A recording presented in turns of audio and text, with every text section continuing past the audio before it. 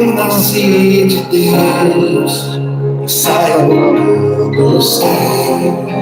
Eu amo meu Senhor.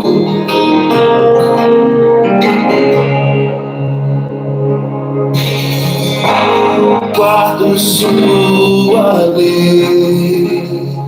Bom dia, Maiara. Eu vou até o fim e saio do céu. Eu amo meu Senhor.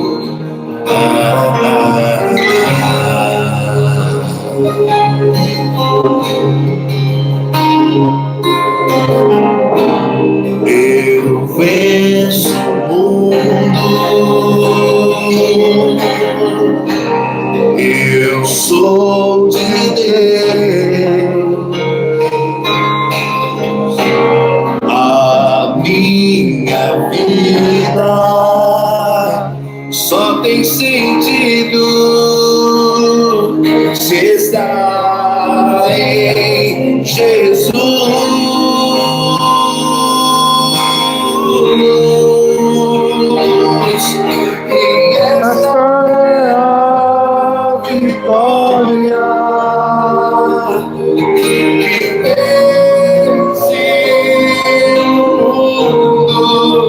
mundo, a nossa fé.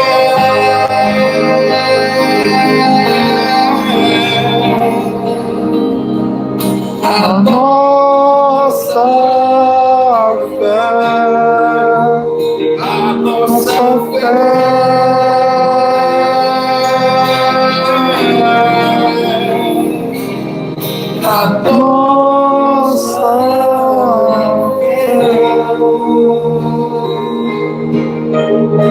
E esta é a vitória que vence o mundo. Bom dia, povo santo. Abençoado Frei Gilson. Faz uma meditação tão bonita, depois se você quiser ouvir. É na música de Juninho Casimiro e Frei Gilson. É uma música muito orante. Mas eu queria começar. Eu bendirei o Deus de todo o tempo, porque em Deus eu tenho a vitória. E o combustível da minha unidade com Ele é a fé. Bom dia, amado povo de Deus. Obrigado por estarmos juntos em casa. E a nossa casa é a alegria de acolher os irmãos de Tefé, representado pela Casa São José, pessoal de Manaus, que estiver por aí, representado pela Casa São Mauro. Vamos estudar.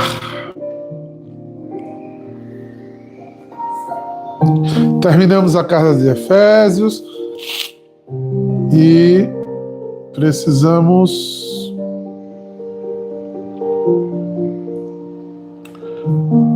podemos agora, né, com muita alegria,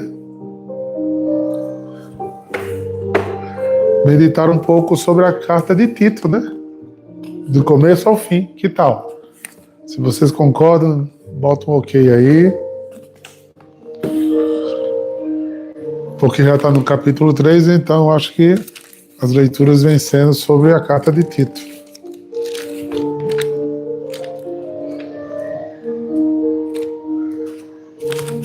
Eu acho que essas meditações seguidas, usando todo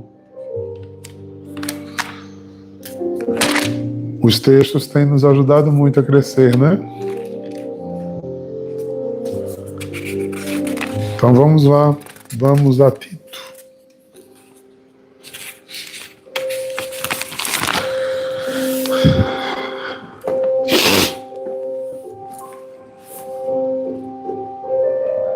Tito, um não-judeu que havia se tornado cristão, foi um dos companheiros de trabalho e auxiliadores do apostolado de Paulo, no seu trabalho missionário, citado em Gálatas 2, versículo 1 e 3, também citado em 2 Coríntios 7, de 6 a 12. Paulo havia deixado deixado na ilha de Creta, a fim de que ele organizasse e dirigisse a igreja dali. Na carta de Tito, o apóstolo trata dos deveres e das maneiras de agir dos dirigentes da igreja. Fala também da responsabilidade do próprio Tito nas suas relações com os vários grupos e pessoas da igreja. O apóstolo recomenda que Tito use sua autoridade para o bem do povo e que sua maneira de agir e ser tão correta que sirva de exemplo para todos. Diz que a vida cristã se torna possível por causa da bondade e do amor de Deus, o qual nos salvou porque teve compaixão de nós e não porque nós tivéssemos feito alguma coisa boa. A carta é estruturada com versículos de 1 a 4 do capítulo 1, a introdução. Do versículo 5, vida e fé. Depois, os líderes da igreja, a doutrina verdadeira, a conduta cristã e conselhos finais e bênção. É uma carta pequena, mas cheia de conteúdos santificadores. Então, vamos mergulhar nessa carta de São Paulo, que vai poder enriquecer a nossa vida espiritual. Lerei a saudação e vamos observando o que ela traz de reflexão para nós.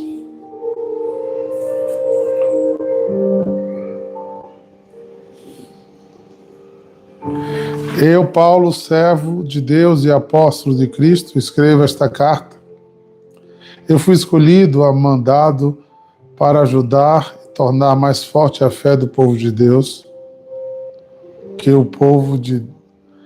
mais forte a fé que o povo de Deus tem e para fazer com que eles conheçam a verdadeiro ensinamento de nossa religião, que se baseia na esperança de recebermos a vida eterna.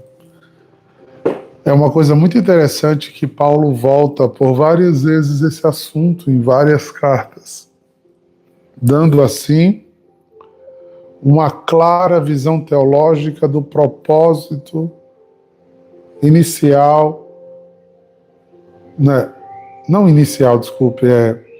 pós a atitude neófita. O neófito é aquele que ainda não é batizado, que está sendo catequizado. Mas o que se espera de alguém que foi batizado, que acreditou e foi batizado, agora se torna também um anunciador por palavras e ações, atos, palavras e ações,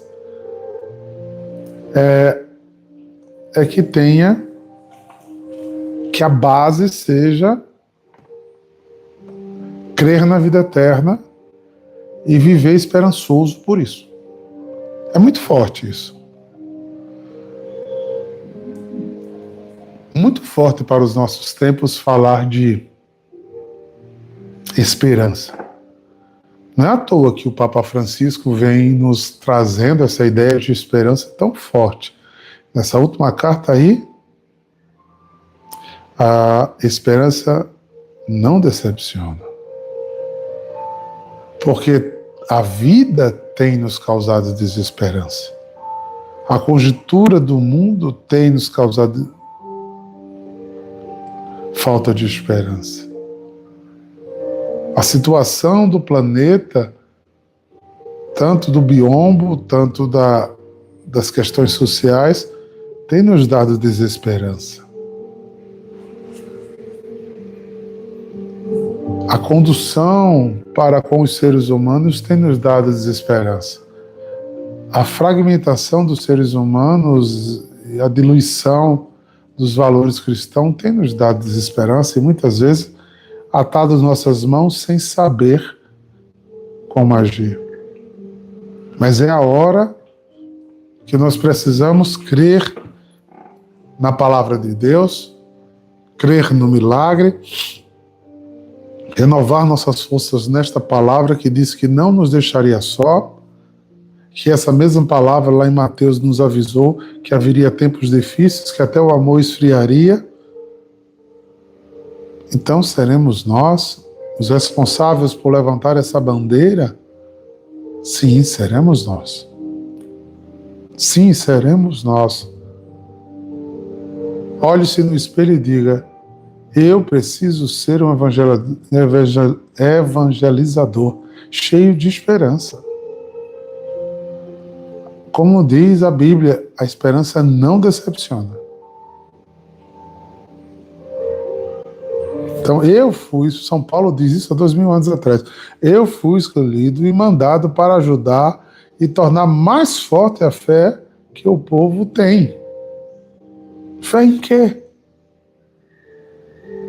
E para fazer que eles conheçam o verdadeiro ensinamento de nossa religião, que se baseia na esperança de receber a vida eterna. E aí ele faz uma afirmação: Deus, que não mente, nos prometeu essa vida antes da criação do mundo. Deus não mente. Veja como as pessoas cada vez mais têm dificuldade de acreditar em pessoas, porque a mentira tem reinado no mundo. Veja como malignamente estamos contaminados pelo espírito da desconfiança e da dúvida. E onde há dúvida e desconfiança, está faltando o Espírito de Deus. Porque se o Espírito de Deus tudo desculpa, tudo crê e tudo suporta, então você não vive duvidando das pessoas. Você não vive desconfiando das pessoas, até que elas lhe provem com a traição. Elas devem ser respeitadas e confiadas. Talvez ela não comece agindo de bom grado, mas a sua atitude amorosa e crente faça-o mudar o final. Preste atenção nisso. O nome disso é evangelização. Você vai pegando os fracos da fé e tornando-os fortes. Versículo 3. E no tempo certo, ele a revelou na sua mensagem. Esta mensagem foi entregue a mim e eu anuncio por ordem de Deus, o nosso Salvador. Obrigado, Paulo, por esse anúncio.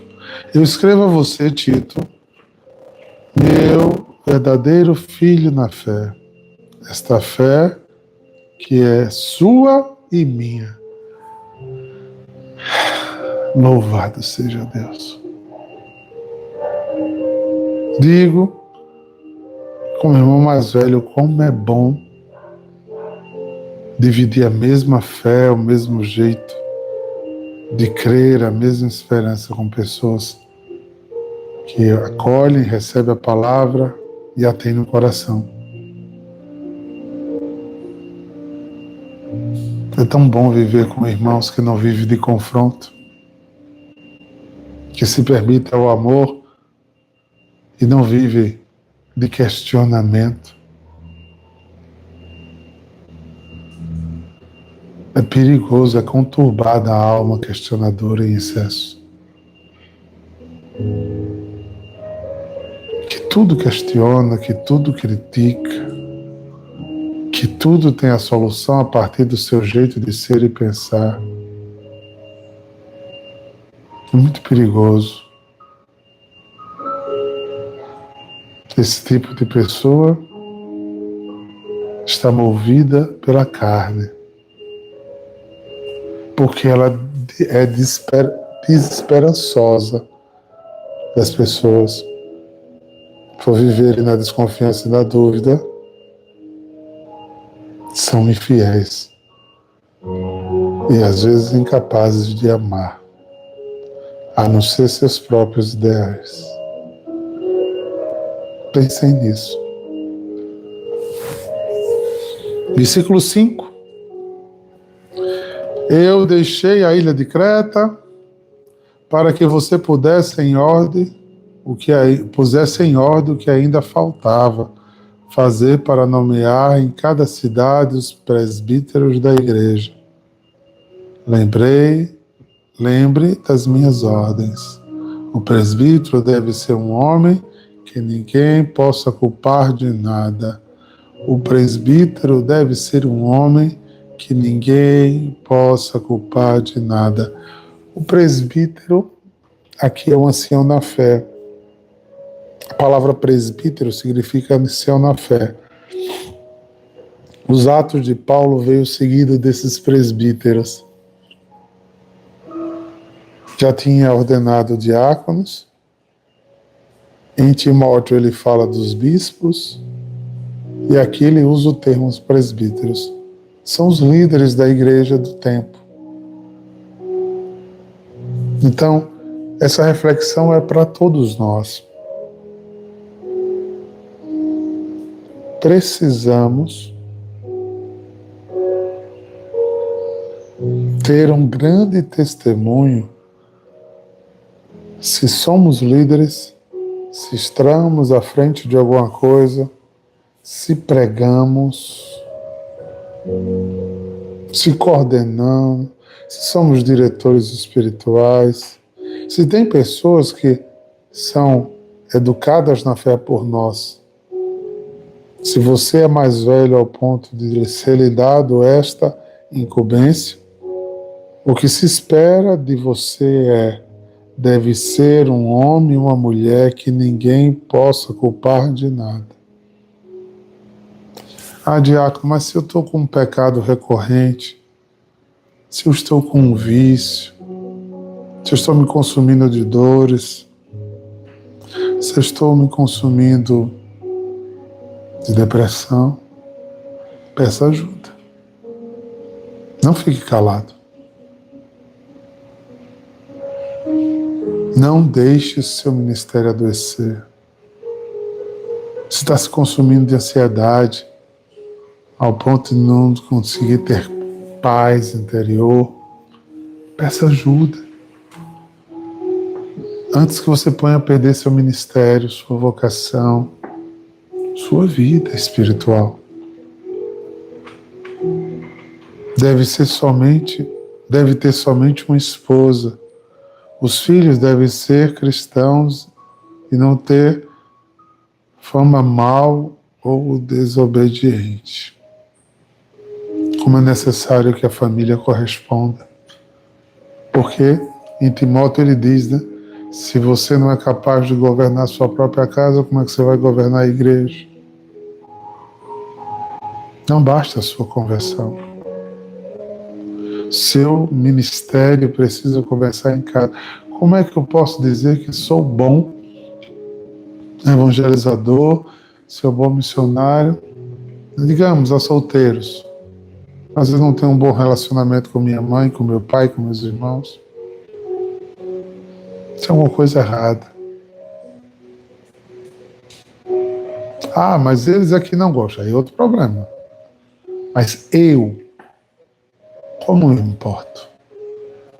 Porque se eu tenho alguém que minha fé não acredita na mesma coisa que eu, sou eu que preciso do exemplo.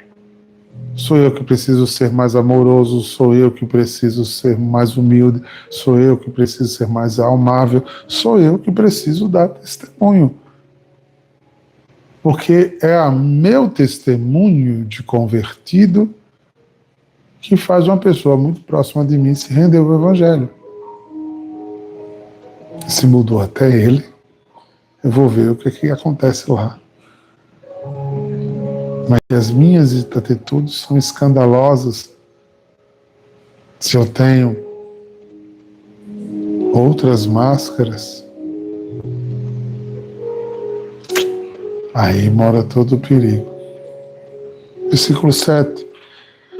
Pois aquele que tem responsabilidade do trabalho de Deus, como bispo, deve ser um homem que não possa ser culpado de nada. Não deve ser orgulhoso, nem ter gênio mau. Não deve ser chegado ao vinho, nem violento, nem ganancioso. Homem que não deve ser culpado não deve ser orgulhoso, porque o orgulho é o pai de muitos pecados. Por orgulho nós ferimos muita gente, nós destruímos muita coisa. O gênio nos faz se perder nas palavras, nas atitudes.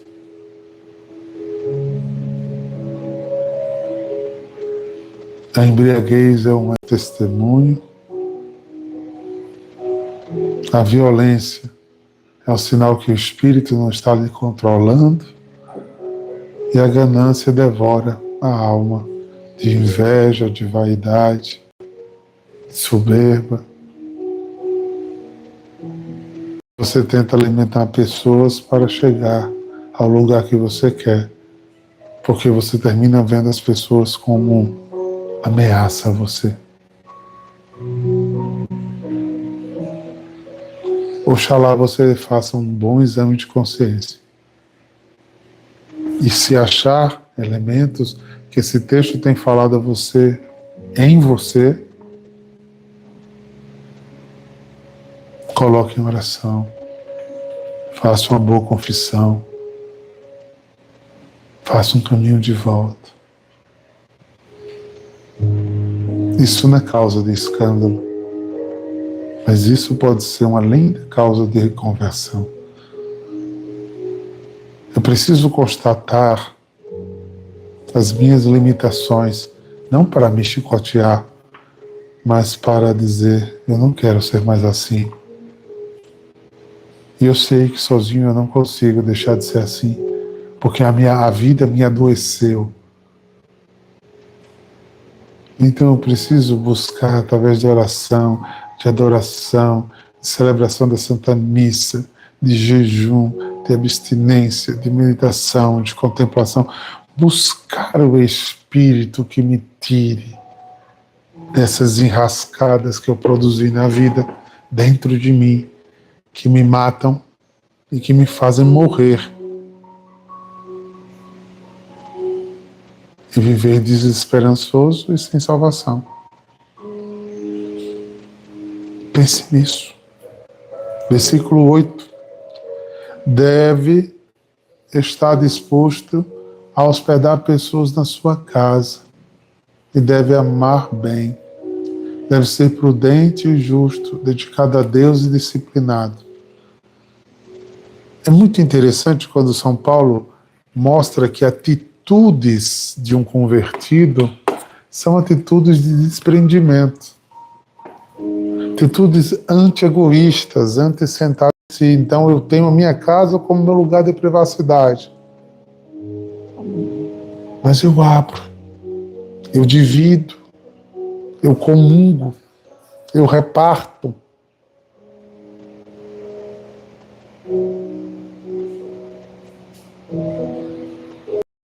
Eu procuro amar o bem. Eu tenho prudência. Não saio para depois voltar a dizer desculpa. Eu tenho prudência. E se eu tenho prudência, eu consigo ser justo, porque eu penso antes de fazer as coisas.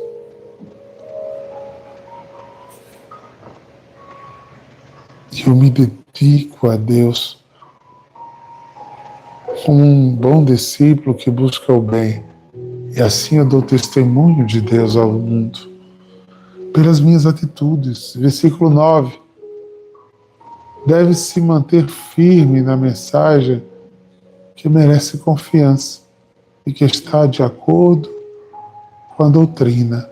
Assim, ele poderá animar os outros como um verdadeiro ensinamento, também mostrar o erro dos que são contra estes ensinamentos. E aí, até deixar de ser legalista você deixa. Que às vezes você é um severo legalista. Mas em nome da lei, você se torna ganancioso, violento, genioso, crítico, fofoqueiro, falador,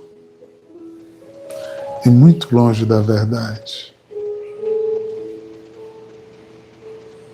Assim ele poderá animar os outros com o verdadeiro ensinamento e mostrar o erro dos que são contra o ensinamento.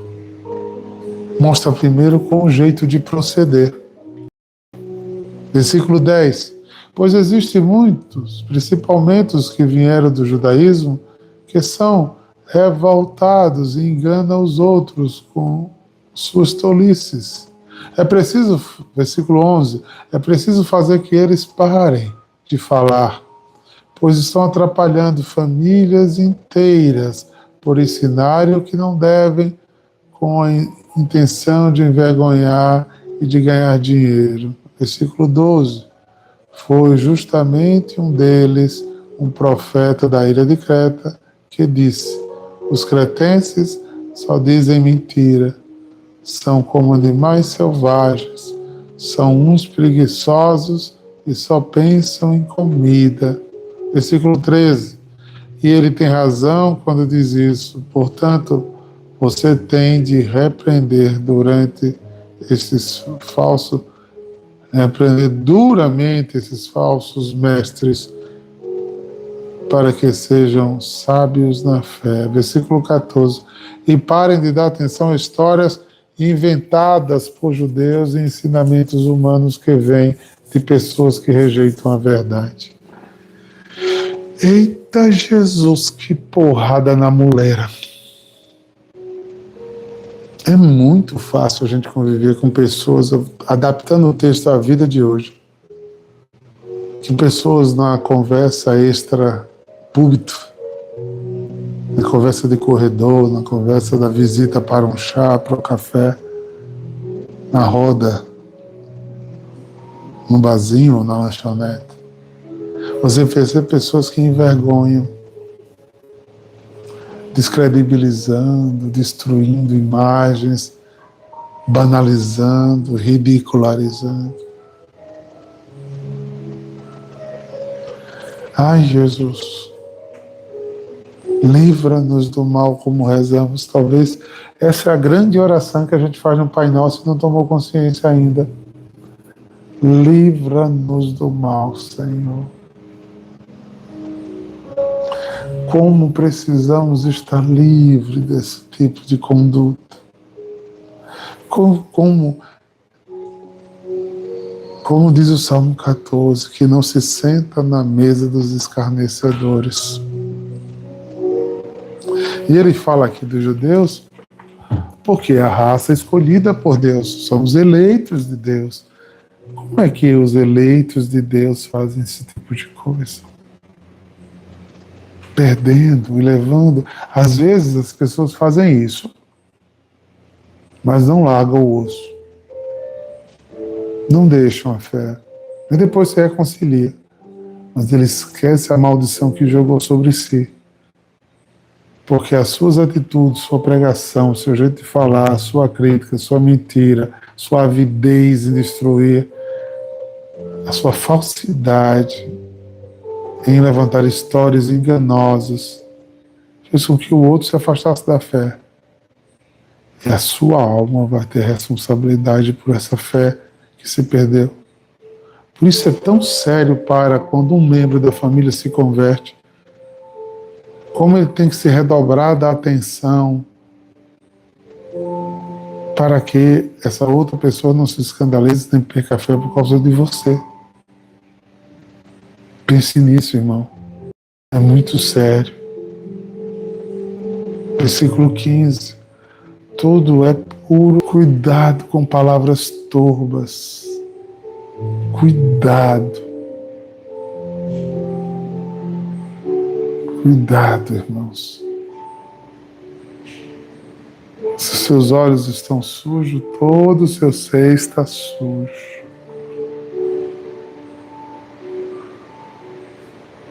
Se seus olhos estão puros, você vê com pureza os outros.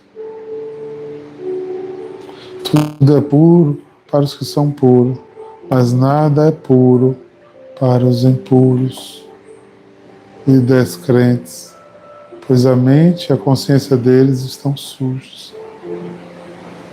Cuidado. Não leia essa leitura pensando em outras pessoas. Faça você um exame de consciência de si. E diga: meu Deus, a minha mente está suja, o meu coração está impuro, porque se a impureza tomou o meu coração, eu começo a descrer nas coisas, eu começo a descrer nas pessoas, eu começo a descrer na instituição, eu me torno ingrato, às vezes, do lugar onde foi me dado a chance para renascer. Pois a mente e a consciência deles estão sujas. Mente, ou seja, o que penso é sujo. Consciência distorcida. Eles dizem que conhecem a Deus, versículo 16, mas o que eles fazem mostra que isso não é verdade. Mateus 6, versículo 26. É pelos frutos que você... É pelos frutos que você vê se a alma é boa ou é má. É pelo jeito de andar de uma pessoa, pelo jeito de fazer que a pessoa faz, pelo jeito de conduzir as coisas, que mostra.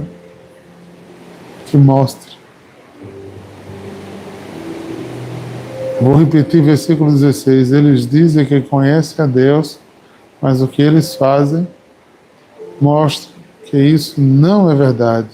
Estão cheios de ódio, são rebeldes e não são capazes de fazer nenhuma coisa boa. Rebeldia aqui de vários segmentos. A rebeldia é a não aceitação da autoridade, a crítica excessiva à autoridade imediata, a desobediência das ordens feitas. Essa rebeldia mostra que o seu coração está impuro e há em você uma descrença do que você vive. Aí isso vai gerar ódio, porque tudo que não tiver de acordo com o que você pensa ou se torna odioso para você, porque você mais ou menos quer montar sua própria religião, seu próprio gueto, seu próprio jeito de pensar, e você precisa de pessoas que façam isso com você, que concordem com o que você pensa a respeito de A, de B, e assim você viva nessa bolinha de falsas doutrinas. Embora pensando que está na igreja, tem se perdido e perdido muitas almas. São Paulo e São Tito roga por nós. Tira-nos do abismo. Se nos perdemos dentro de nós mesmos, dai-nos a possibilidade de nos reencontrar. Traz-nos de volta a tua graça, Senhor. Assim rezamos e assim pedimos. Pois é, essa é a mensagem desse texto tão bonito que Deus nos deu nessa manhã de hoje.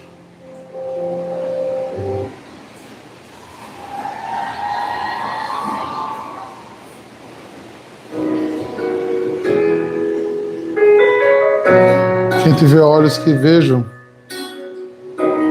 quem tiver ouvidos que escutem, não se percam dentro de si. Nem deixe o fel dos outros adoecer a sua vida espiritual e humana. Se você identificar uma pessoa fazendo isso com você, ame essa pessoa, mas tape os ouvidos a ela. O seu espírito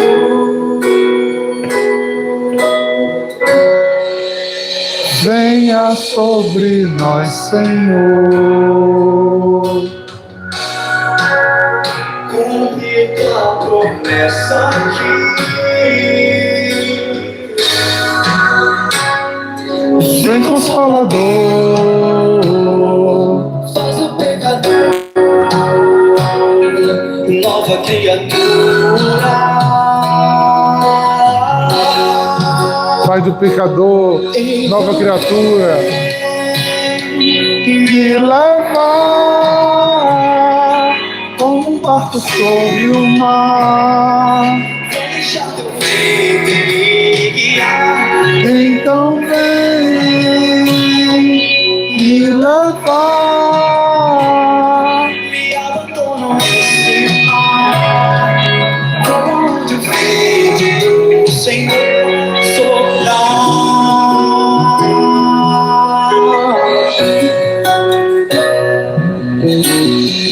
Pois é, estou achando lindo Canta mais uma vez. vocês falando isso.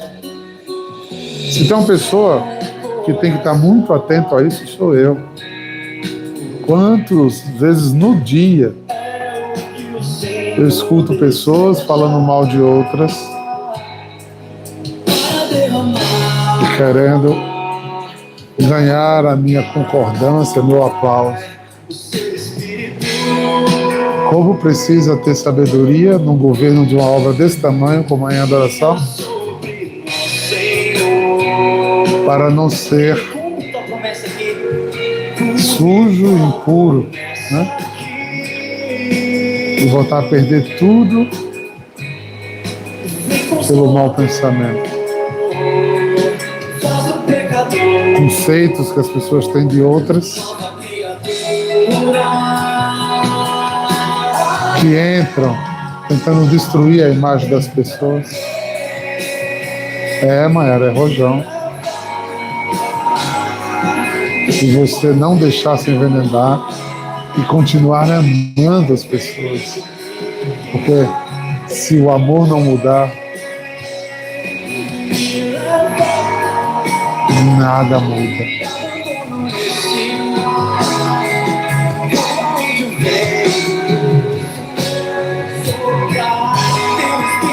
Que o Espírito nos leve, irmãos.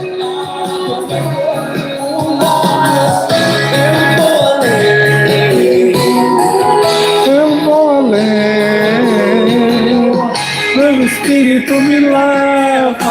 Por isso, buscai sem cessar o colo de Deus em águas mais profundas. Então vem me levar.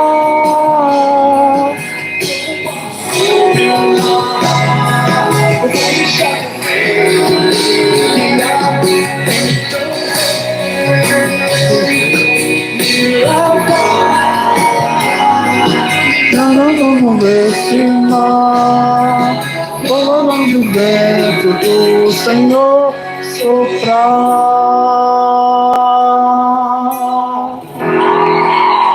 Vinde seu coração de tudo que não vem do amor, porque isso pode adoecer sua alma. Que o Espírito Santo lhe dê sabedoria de se enriquecer em Cristo. Em nome do Pai, do Filho e do Espírito Santo. Amém. Aconselho você reler esse texto, aconselho você meditar mais, para que seja como eu comecei a live de hoje. Seja bendita a tua vida, a tua adoração, teu jeito de viver e de ser. Bendito é falado de bem, bem vivido, bem entendido, sem sujeira, mas cheio de prudência e amor. Shalom!